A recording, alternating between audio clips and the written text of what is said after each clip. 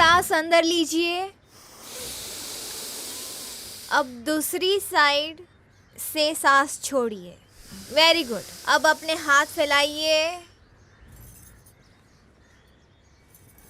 राम राम राम राम राम। अपवित्र का दहलस, नीच कहीं का। महाराज, इंसान होके इंसान से घृणा करता नहीं, ऊपर से पवित्र के माला जपता नहीं। ए धरती पर जन्मल हर प्राणी अपवित्र बा।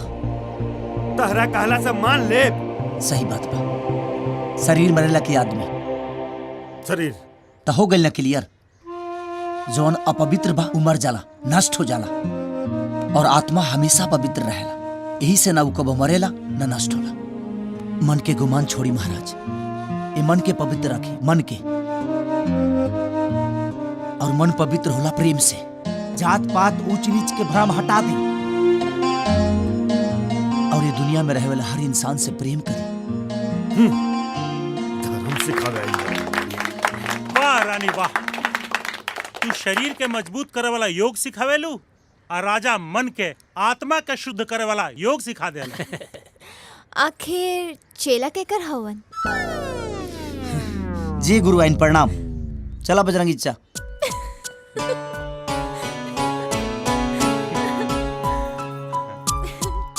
चलिए हाथ फैलाइए।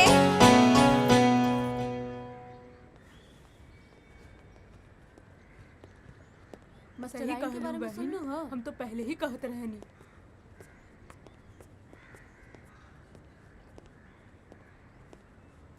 गौर लागत नहीं। हट हट,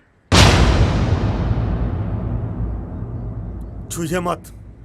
भ्रष्ट हो चुकल बारे ते। हम राहुल खून बानी बाबूजी, पंडित पवित्रानंद के बेटा। तो हम भ्रष्ट कैसे हो गए नहीं बाबूजी?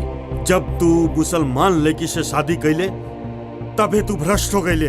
तोरा कुकर्म के खातिर घर छोड़ देनी। अब यहाँ काहे आइल बरते? एक बेटा के फर्ज निभावे खातिर और राहुल बहू के फरियाद सुनावे खातिर बाबूजी। कहल का चाहता रे? बाबूजी, फातिमा काल सत्यनारायण महाराज के पूजा रखले बाड़ी और चाहतड़ी कि रउआ आके आशीर्वाद दी, उनके बहू स्वीकार करी बाबूजी। यह संभव बा? हम ऊ नीच के कबो अपन बहू ना मानब और ना ऊ घर में पैर रखम जहाँ ऊ डेरा जमौले बिया। हाँ ठीक है। हाँ। जो जा यहाँ से। बाबूजी, बाबूजी।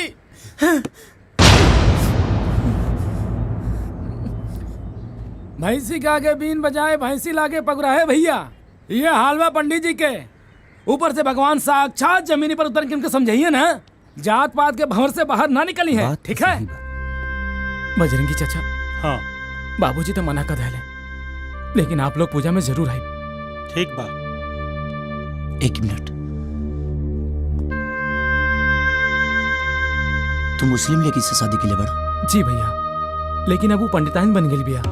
दोनों बेरा पूजा पाठ करेली, पूरा श्रद्धा से तीज त्योहार मनावेली और ईश्वर से यह मनावेली कि बाबूजी मान जास और साथ में रह। चिंता मत करा, तो और बाबूजी घृणा के आग में जरत रहे। जब वो आग ठंडा हो जाए तो घरे भी आ जी और तोरा मेहरारू के बहू भी मान ली। हाँ, यह उम्मीद में बानी भैया। ठीक बा, जा। प्रणाम चाचा। ठीक बा, खुश रहो।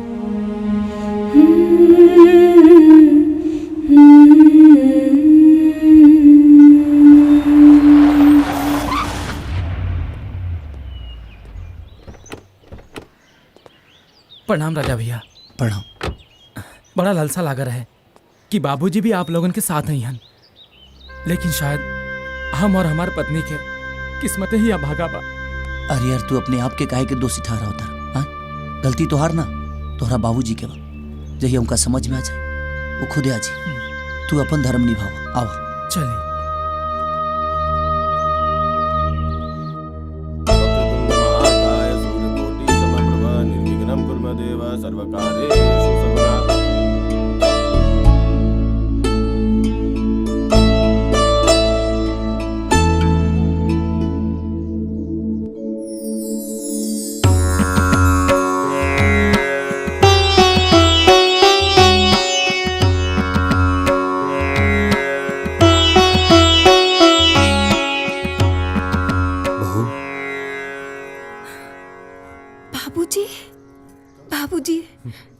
जीते रहो। सुनो तानी जी, हाँ का भाई? अरे बाबूजी आ गए। बाबूजी तू आ गए बाबूजी। बाबूजी आज हम बहुत खुश बानी बाबूजी। जीते रहो। बाबूजी चल राजा, घर आते रहना। जी। धन्यवाद भैया।